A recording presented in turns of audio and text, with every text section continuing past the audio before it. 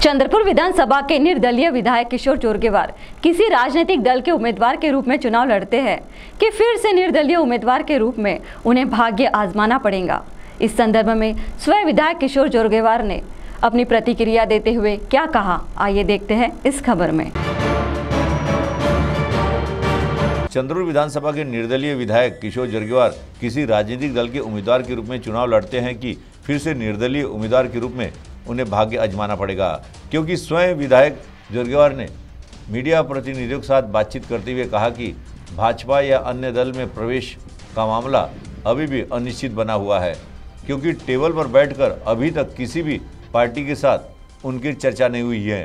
हालांकि उनके प्रवेश को लेकर मीडिया में तमाम तरह की खबरें चल रही है। तो सुनिए स्वयं विधायक जोरगेवार ने इस संदर्भ में क्या कहा।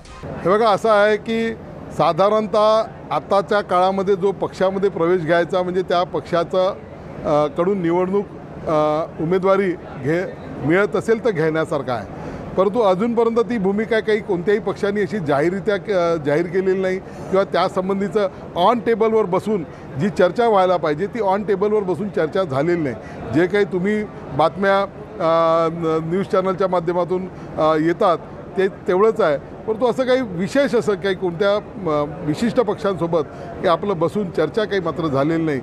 म्हणून मी कुठून निवडणूक लढवणार हे मात्र या क्षणी तरी अनिश्चित आहे।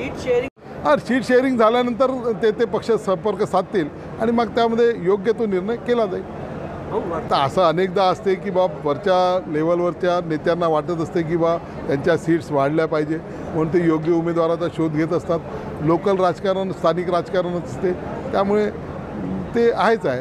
विरोध कोणाचा? मी आता ते वेगवेगळी योग्य गोष्टी पुढे येतील त्याचं काही हे नाही आहे, परंतु अजून तरी काही असं कोणी टेबलवर बसून एखादं कोणत्याही पक्षाने माझ्यासोबत चर्चा केलेली नाही। CTV के लिए वैभव यारकर की रिपोर्ट।